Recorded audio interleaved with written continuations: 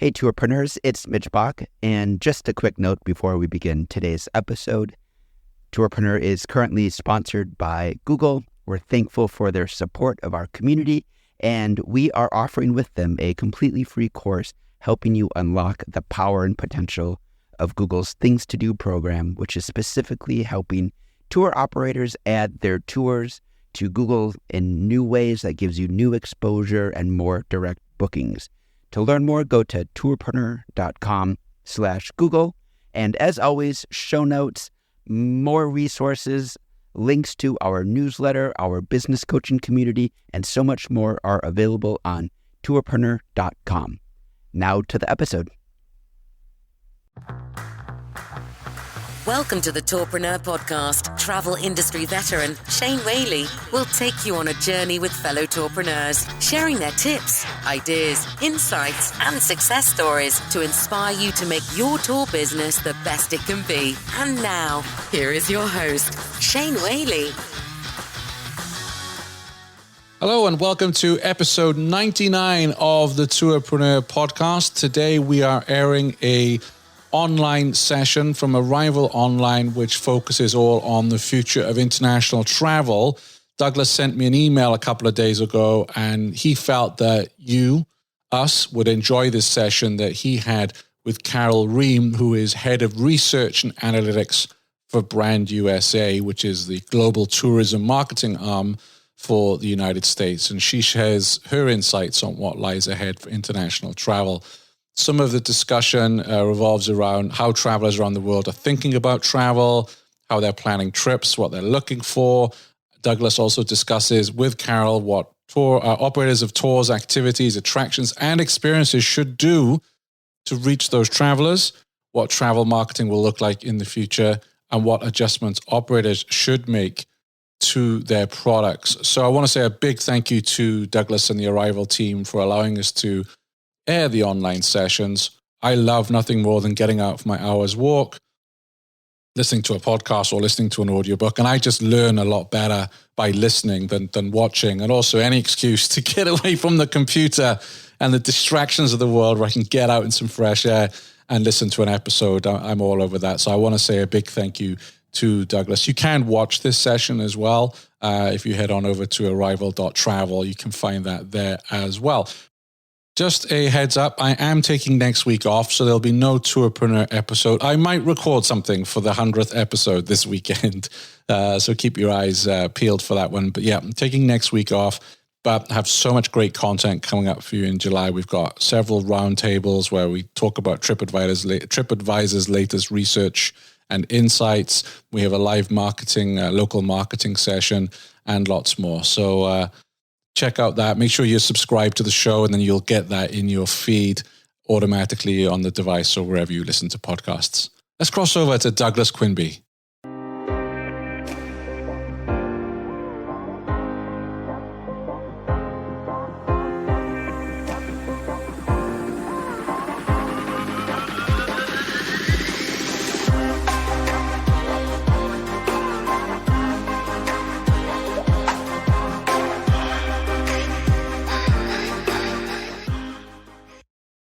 Hi, everyone, and welcome back to Arival Online, Insights that Matter for operators of tours, activities, attractions, events, and experiences, all of the things that travelers do when they get there.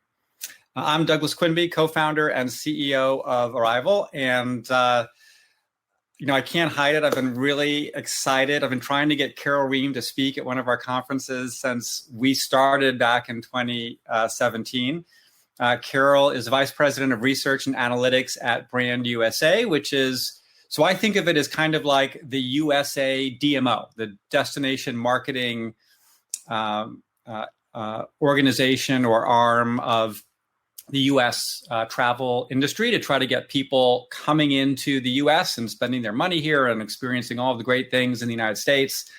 And one of the things that Carroll has been doing for many years when I knew her at Focusrite and previously in her career in travel and tourism is understanding what consumers are thinking, how are travelers thinking about travel, how much they want to spend, where they want to go, what influences their decision making, what are the things that they want to do. So she has got so much insight and just knowledge and experience around understanding those travelers that I wanted to, been trying to get her at some type of Arival program. So I'm so excited that it's finally happened. So welcome, Carroll. Thank you. Excited to be here finally. So let's get right into it. So first of all, Carroll has done lots and lots of research. There's actually, you did a webinar, I think a week or two ago, with some research that you've compiled. And I know you've got one coming up, I think next week or the week after. Next week. Next week, super. So, and there's I think it's a 60 or 70 slide presentation that's in the handouts section of the webinar here, where you can download that and go through all of the data as an attendee. But what I wanted to do on this session is really just, frankly, Carroll, I'm just going to pick your brain about what you're seeing. So I'm just going to start with the first kind of big question. We've been hearing among tour activity experience operators, local is where it's going to happen first. Focus on local, focus on drive, focus on kind of regional. And that's great for some folks where you've got meaningful local or domestic markets, but for tour operators, for big attractions, we all know that international is just such a big part of this industry, of their business and livelihood. So just, can you first, what's the lowdown? International travel, when's it coming back? How is it going to come back? When are travelers going to come back? What's going on? So as much as we know that there is a lot of pent up emotion, meaning people really want to vacation, they want to travel again. My expectation is that it will happen incrementally. So it's not going to be a big wave. It's not going to be a nice V-shape kind of recovery. It's going to take more time. And with COVID, there's just so much additional complexity because you have to incorporate different facets of life, right? So you have the disease itself and kind of the health ramifications. You have policy and government involved, and that always adds time and a lot more additional complexity to things. And so there's just so much involved between those two things. And then you have the economic issues, which are, so it's like a trifecta of challenges.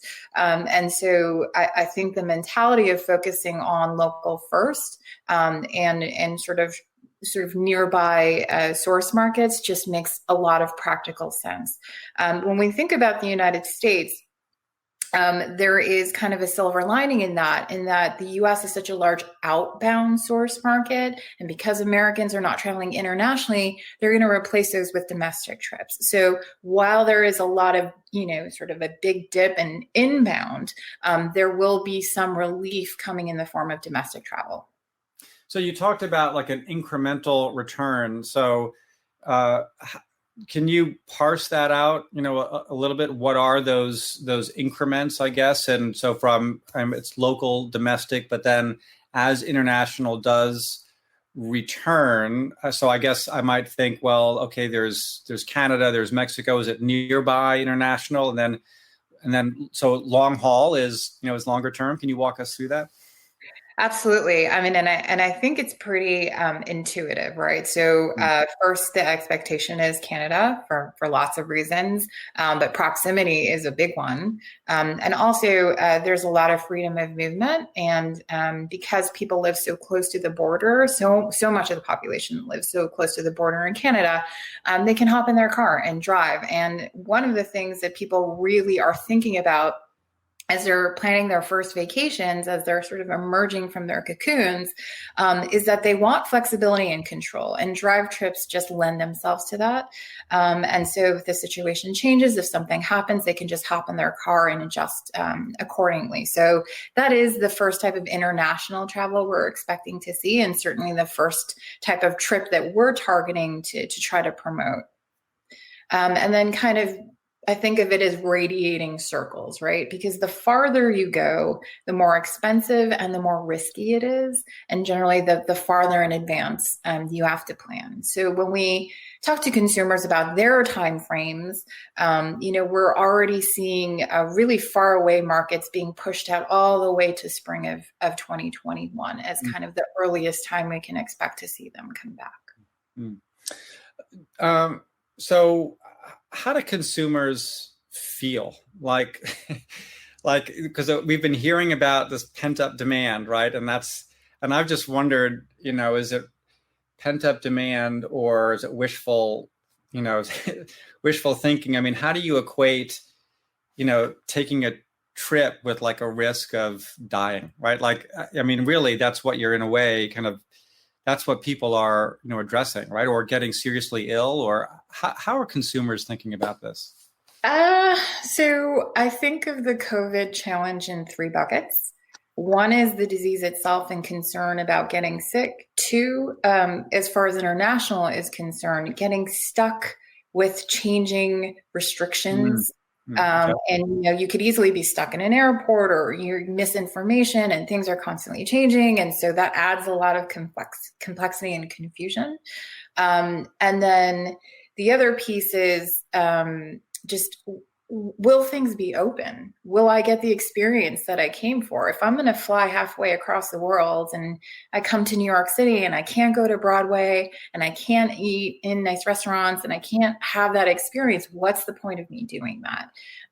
So those are the 3 things that we measure when we think about the impact of COVID. And then, of course, there's all the economic stuff, right? And the uncertainty about people's economic futures. And so these impact different age groups differently. They impact people with families differently. And so it's really interesting to see those differences. So all of the above is true. So, what we're focused on is people still really want to travel. And I think the term pent-up demand can be a little bit misleading because we think of demand as in supply and demand, right? People are ready to buy, they want to buy. And it is wishful thinking. They wish they could travel. Most of them cannot for any one of those reasons. Most of them will not, especially for international, at least. And so what we think about as marketers is that pent up desire, I'll call it that, which is different from that kind of business sense of demand where they're ready to buy. So let me break those 3 components that you talked about. Let me ask first about kind of just that safety and health issues. So let's say a traveler does want to go, and how are they thinking about that safety issue? And so where I'm thinking about this is, okay, if I run an attraction or if I run a tour, what do I have to know and think about to make sure that, I'm conveying that sense of security and safety to that traveler? Yeah, I think there is the factors of hygiene, obviously. And while it's not exciting stuff, finding ways to be really transparent and communicative about those hygiene practices and heightened level of cleaning, and then kind of the space and barrier things about social distancing, and those aspects of things. So when we think about what people are trying to avoid, are just kind of crowded situations, environments where there's not, a lot of ventilation. So, certain kind of activities that are outdoors kind of benefit from not having to deal with that. I think that's more of an indoor challenge. But, I think it follows the guidelines of, the issues around how the disease actually gets communicated across people. And I think anything anyone can do to reassure customers that you're doing everything you can to prevent that goes a long way in this environment. Now, you would also talked about kind of different segments of travelers are thinking about these things differently. And so, and depending upon the type of tour experience that I might offer, I might tend to have older travelers. It could be more of a cultural experience, or it could be an adventure experience, which tends to attract kind of younger travelers. Or I'm maybe I'm doing tours or an attraction, which has a big exposure to the family market. So help me kind of break those.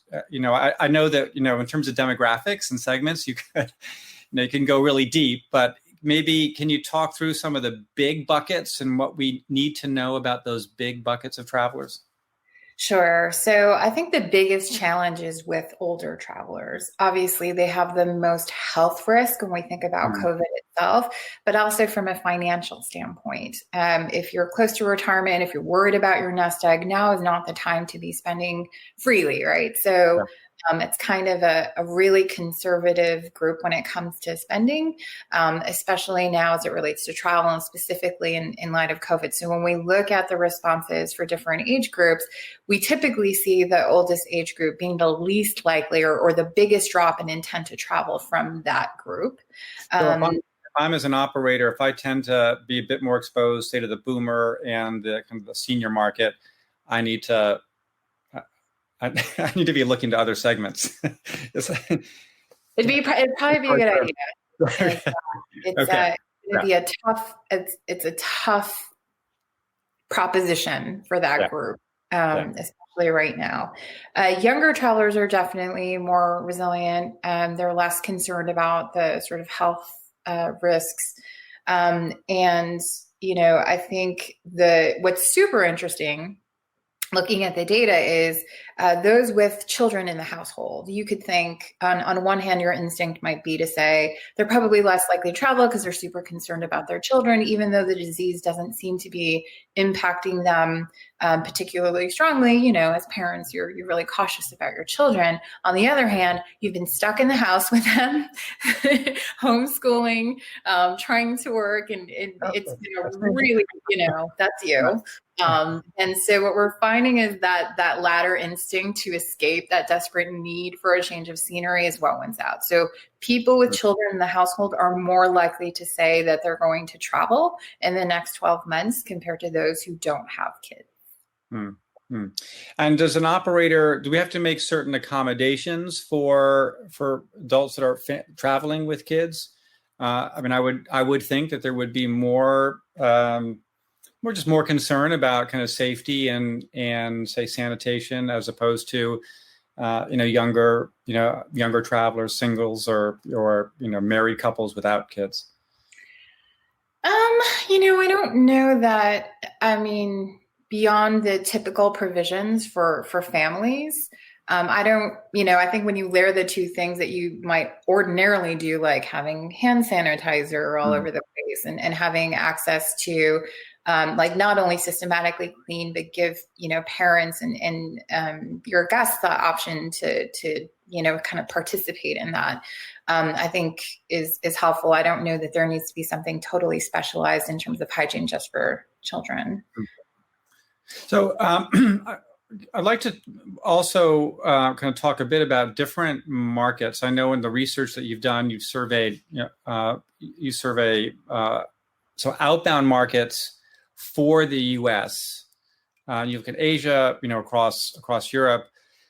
What are you seeing in terms of differences from, say the UK versus German travelers versus French travelers? We have a lot of attendees on the event today, say who are in Europe. Let's say I'm an operator in France or Italy, but I run English speaking experiences typically for the UK, Australia, and in US market. So now, if I'm not going to be getting that US traveler that much this year, maybe not until next year. So is the UK traveler, are they now looking to Europe? Can you give us a sense of how this is playing out across different markets? Yeah, I think the general statement is everyone is narrowing kind of their radius of where they're traveling, right? So, the same in a similar lens of us kind of losing the inbound, but getting a little bit of a booster from domestic will happen kind of alternatively around the world. When we think about intra-European travel and how easy it is to get across those borders in kind of the continent, we expect to see a lot of activity, the cross-border activity across that continental European area. For the UK, obviously, it's a little bit different. And so it might be a bit more of a challenge because so much of that volume typically happens over air, and air just has different challenges. There are definitely big differences as we look market to market. And again, the disease is one factor and policy is another. And so because it's so dynamic, it's hard to make kind of broader generalizations, but that's what I can say is happening pretty consistently around the world.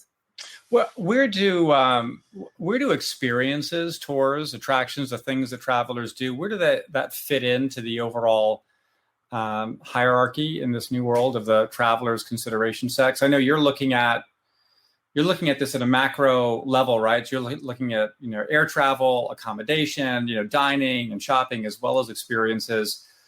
How is our industry doing in this environment? In terms of the priority relative to other segments. How are travelers thinking about us? I think it definitely depends on the type, right? So you have such broad categories of in-destination activities. Great outdoors centric activities are going to do better than, kind of crowded urban experiences. You could predict that, right? What's interesting is that we see when we ask people, if you're going to spend more on your next trip, what are you going to spend more on? And if you're going to spend less on your trip, what are you going to spend less on?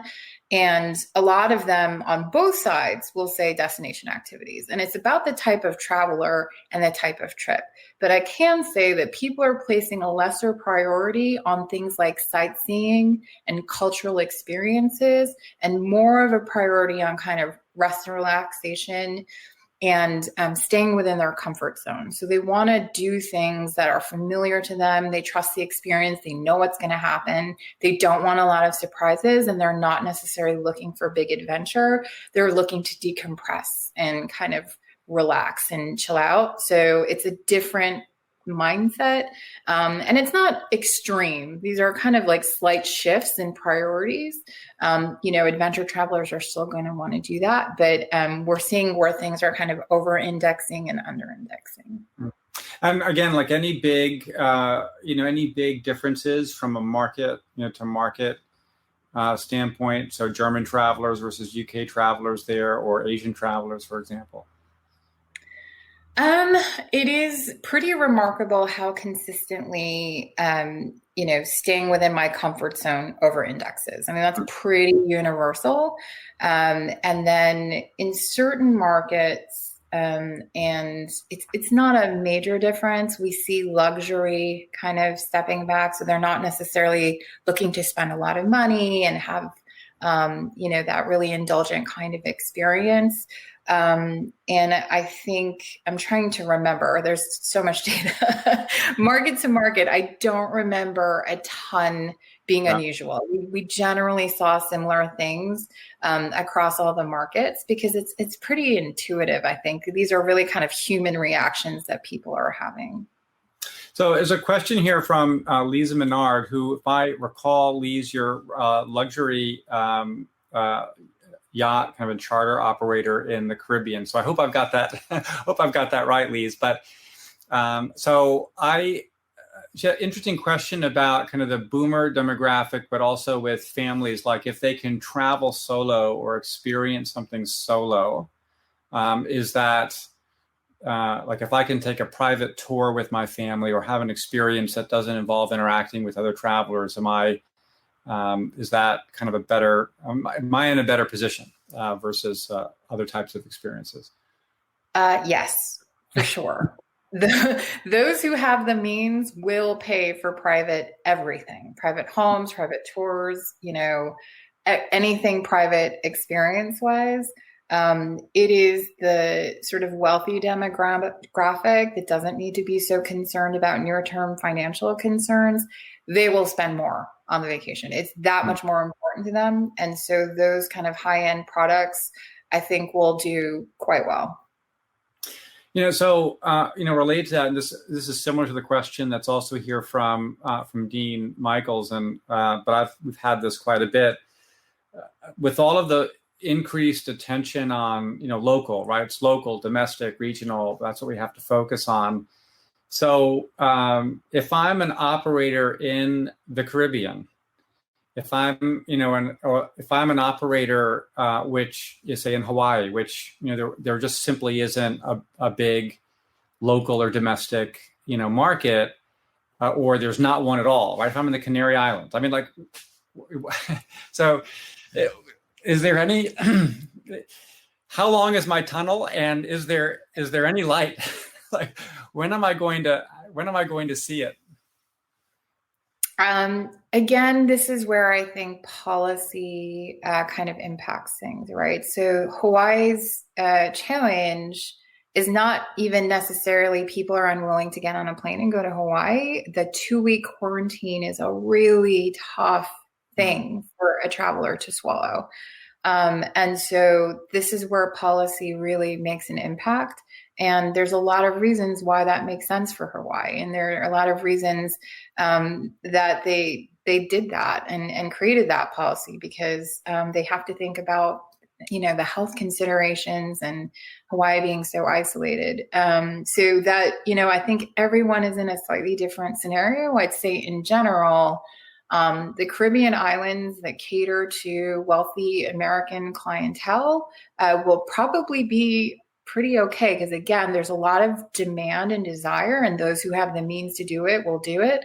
Private everything. So the product that are individual villas and casitas and that kind of higher end stuff, I think in the Caribbean would do well. I think it's the kind of mid-tier, lower tier kind of product that will struggle the most, because when you think about the buffet lines and in some all-inclusives and things like that, it's those types of experiences that I think will be the most challenged.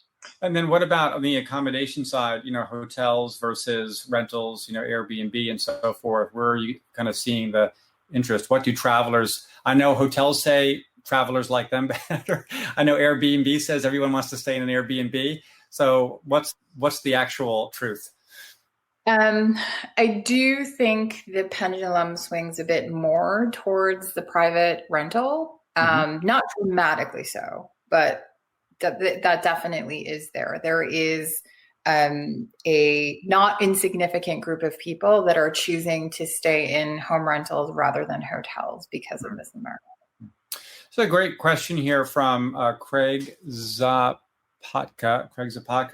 asking about small group tours and some of the changes there. And I think here, Craig is also, he's asking about kind of the multi-day kind of tour experience. So an Intrepid or G Adventures or Trafalgar.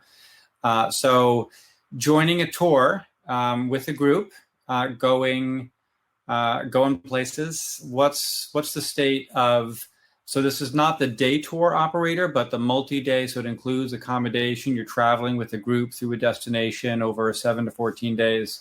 What's the outlook for that segment? My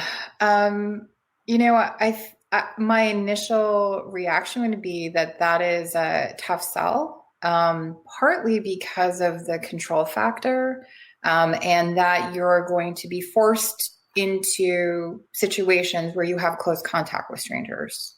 And, those two things are things that most people are trying to avoid. So to the extent that operator could address those issues, try to build in some flexibility, try to make sure they're communicating how they're creating private spaces throughout, the experiences, I think could potentially help.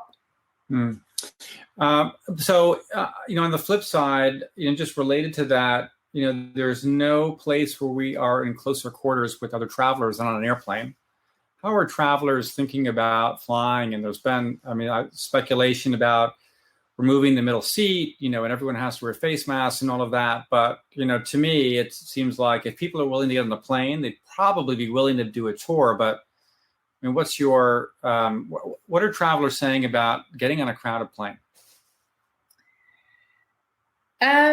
Well, the difference is, I think, between the tour and the plane is you don't really have an alternative to flying for a lot of destinations. You kind of have to. Whereas with a tour, you have other options. And I think that's the big challenge there. I don't think anyone's flying right now because they want to sit really close to strangers in a giant flying metal box, right? We're doing because we have to, because we want to go on vacation so badly. And for a lot of people, I mean, we can see this, the demand is nowhere near normal levels. So most people are saying that's just not a risk I'm willing to take right now. Yeah. Oh, so Craig, probably not the answer you really wanted to hear, but yeah, but that's the challenge we're facing. So there's an interesting observation from Norbert Simon. So he disagrees with you about your perspective on the international boomer segment. And from a financial perspective, I think his point of view is that boomers and older travelers in certain European markets are maybe a bit more financially secure and may not be as concerned. So I think he's just more of expressing a point of view. What are your thoughts? Well, this is, I'm not guessing, I'm measuring. So this is, certainly not everyone. There's going to be pockets of people who feel financially secure. So what I'm talking about is the trend, right? So what are the majority doing? Where are the trends that we're seeing? Again, it's also relative. So when we compare boomers to other segments, what does that look like? So they're less likely to travel. That's not that they're not going to travel, but this is measurement of a broad swath of people. So there'll always be exceptions to that. Got it. Yeah, sure. So there's a great question from Sebastian around, so the possibility of a second wave, and we're in some respects, we're kind of, I don't know, are we already in a little bit of a second wave in certain states here in the U.S. if you pick up the news today? But we're past the first wave, honestly. Yeah. I don't know that we can even call it a second wave in some of these places. Yeah. So, I mean, it's like a cloud that's been hanging over, a cloud that's been hanging over forecasting, let me put it that way, around how we plan for the future. How do you plan for a future when there's this extraordinary uncertainty of a resurgence? So are you surveying? Have you asked consumers, like, is that a concern they have? Like, especially if I'm planning a trip, say for the fall, everyone's talking about a resurgence in the fall when the flu season kind of picks up with this colder weather, or how am I planning a trip for then? Is that impacting consumer sentiment? Definitely. So I think I appreciate you doing everything you can to avoid the word unprecedented. I think you're the first person to say it. But that's why it's so gosh darn hard to predict what's going to happen. There's nothing to base models from. So, ultimately what we're seeing right now and where people are. So in the past few months, people were just saying, I don't know what I'm going to do with my travel plans. I'm just going to try to absorb what's happening. And last month we started to see people get off the fence to say, I'm either postponing my trip, I'm taking my trip as I was going to, but I'm going to take precautions. And so people are starting to feel like they have enough information to make those decisions. And that is a very big step towards recovery. But they're obviously watching the situation. And so if we get to a place where we're starting to see more cases bubble up in different places, they're going to be quick to react to that. So when we look at the time frame for a lot of people, they've already pushed it out to 2021. And it was just, for example, UK, when we measure the months that people say they're going to travel in the next 12 months, we see a peak like all the way pushed out to, April of 2021. People are pushing it out as far as they can, and they're thinking about next spring just because there's so much uncertainty. Not only is there the risk of, the concern with actually traveling, the concern is also like, well, what if I book it and something happens and I'm stuck with it? And a lot of insurance products don't cover the situation. And so there is, again, that financial risk involved as well. So there's a great question here from Larry Raubach, and it's also related to Lisa's follow-up about getting families on a plane. So, I mean, I think, Larry's question, it fundamentally just gets to the bigger question of the impact of the economic scarring that is happening as a result of the lockdown. So, we've heard in several of our online events and from experts, if you can, hold pricing steady, like you don't want to start going down the path of discounting. But how can you add value? So in other words, what do we have to do as an industry to get people, on planes and in tours and on buses I'd also just like we've talked a lot about the kind of that first kind of sphere that you talked about. One is kind of health and safety, but the third sphere you talked about was the economic impact.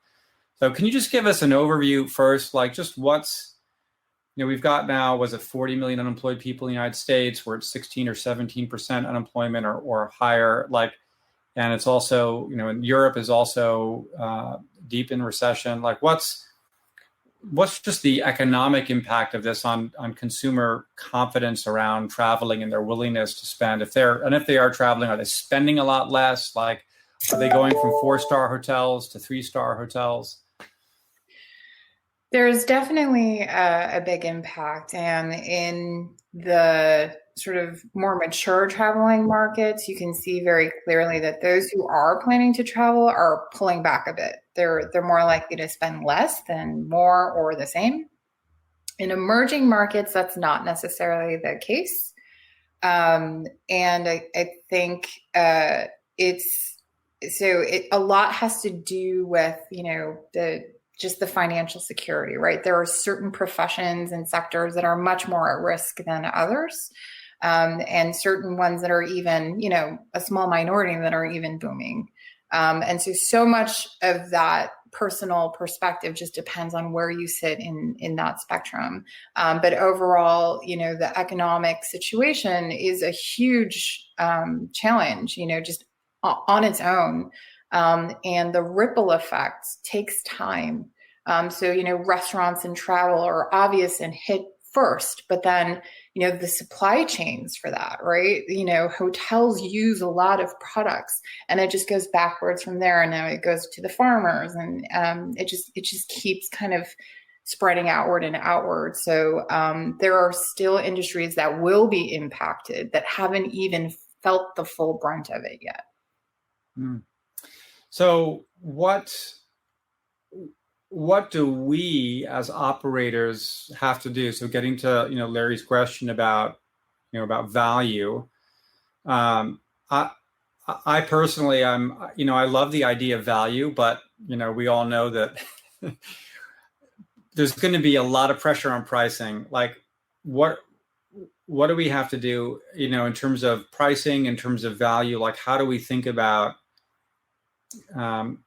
stimulating that, that behavior? I think the instinct to avoid discounting is a good one.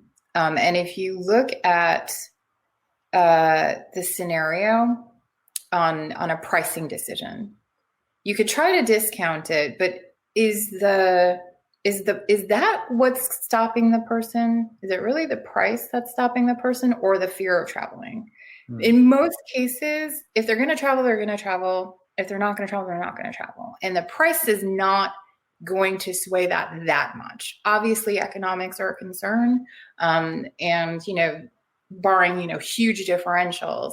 And it's also interesting to see the cues from, other parts of the industries. Airline tickets are not rock bottom cheap right now because it just doesn't make economic sense for them to do that. They'd rather just not fly the plane. And they're constricting the supply to make that work for them. So on the hotel side, though, I might still decide, okay, I'm going to go to Florida, I'm going to go to Europe, but maybe I'm going to stay in this hotel versus that hotel, or maybe I'm going to take this tour versus that tour because of the price difference in this environment. No? Yeah, that could happen. But I think also going back to how much these vacations mean to people, and especially when it comes to international travel, you don't do that very often. Most people are not really that willing to make, huge trade-offs that way. It's just not worth going then if that's what you're going to do. So, there are always going to be differences and pockets, and it depends again very much on the individual attraction and activity and who the target segment is. But I'd say on the whole, again, my lens is typically international. It's such an important part of the experience that a lot of people are just not going to be that concerned about it. And I think when you think about the motivation of lowering price, it is to spur demand.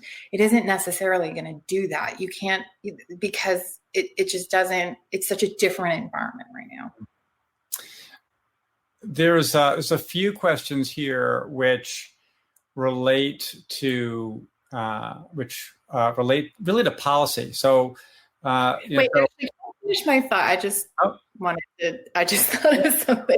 The other thing too is if you are, as an operator, changing your experience, changing your configurations, doing things to give people more space, more privacy, people might even be willing to pay a premium for that because that's such a huge priority for them. So I just wanted to say that. Premiums are definitely good. Yes. So, there's a few questions here related to policy. And I know, so at Brand USA, you don't implement policy, although you certainly influence, policy for sure. Other way around. We do not influence policy, but we do have to enforce it. So, here's the question, and this is from Volodya I apologize, Volodya. Suleimanov. I'm sure I've mispronounced that. This is it. When are travelers from the USA gonna go to Europe? So when's it gonna happen? And for that matter, if you're an operator here in the US, when can Europeans, when can international travelers come back? So I guess this is, obviously you don't decide policy, so you're not going to say when, but we're not expecting that. But you're plugged in a bit. Are you, from both a policy perspective, but also from a traveler, sentiment demand perspective? If you had to put a dart in a map somewhere on a calendar, where would you put it? I'd say that the big question is going to be related to the pace of the disease, and if there is another winter, wave, and that dictates everything. Policy, everything will go from there. And I am not an epidemiologist. I have no idea what's going to happen with that. And that again is the challenge, right? This isn't about business. This isn't about consumer sentiment. This is about the disease and what's going to happen with that. And so that is why it's so difficult to plan and to do things so far out when we know there is a real risk of it bubbling back up in the winter. That said, from a marketing perspective, from a Brand USA perspective, we are orienting ourselves for really targeting the 2021 travel planning season. We're already pushing it out that far. And again, that's because we're talking about international marketing for inbound into the United States. Canada is on a different time frame. But for the rest of the world, we just have to think like that because for us as marketers, we want to make sure that when we're spending those media dollars, that we're having the best impact that we can have to push people to book when they're ready to book. And until they're ready to do that in significant amounts, we just don't think it's a wise use of our funds. And so we've already started pushing that time frame out that far. So we just got a couple of minutes left. So I have a few questions here. And this other one from Geneva Ellen, also related to policy. So she's referring to a few destinations. I know Greece is another one, which is opening up, but is opening up on a limited basis only to those countries where they believe that there's been effective kind of handling of the disease. Likewise, we, even ourselves as a family, have been looking at trying to do some type of travel over the summer, but we're also seeing in certain destinations, if we want to go somewhere, we have to all get tests within 3 days, and then we have to show proof that we test negative when we land. Otherwise, we, like you said, have to go and we have to get tested there, and we have to be in quarantine for up to 14 days. So is that, how do you see that playing out is that going to be a kind of a widely adopted approach to policy of reopening at a national level? And are we all going to have to walk around with, COVID-free cards or stamps in our passports? Yeah, I think the hardest part of that, right, is just the timeliness of that testing. And the technology, I think the hope, at least my hope is that technology tries to help that solution. So better, cheaper, faster testing, and how that can solve such a myriad of issues. We've seen some airlines actually try to test everyone before they get on a plane, which is kind of one extreme of things that I don't think could be implemented, on any massive scale. But there is that trade-off between effectiveness at testing and how invasive and difficult and challenging that is. There's also the tracking apps and issues of privacy. There are so many questions that have to get answered. But I do think that testing can play a role. I think the challenges with the United States, it still takes a long time to get test results back. And so we've got to see these windows tighten before we can really lean on testing to support the free movement of people around the world. So I've got time for one more question. There's a few questions here that's related to research. I wanted to emphasize again, do please download the slides that are in the handout section here. It's right to the right of Q&A. I think some of those questions will actually be answered, such as like some of the top destinations. So do please have a look at that and take a few moments to download. It's a large file. I know because I uploaded it. There's a lot of stuff in there, but it's certainly worth it.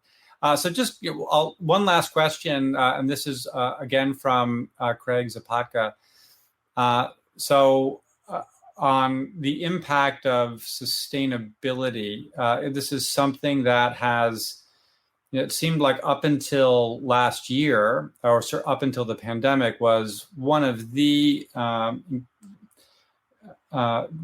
top global, I think, issues that was really coming to the fore around the impact of travel and tourism on the environment, on local cultures, growing concern among travelers.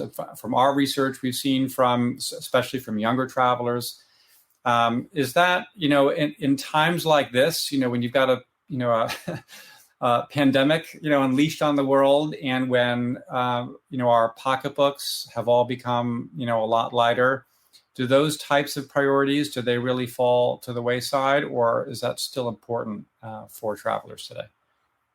If there is a silver lining to the pandemic, it is forcing us to think about right-sizing capacity.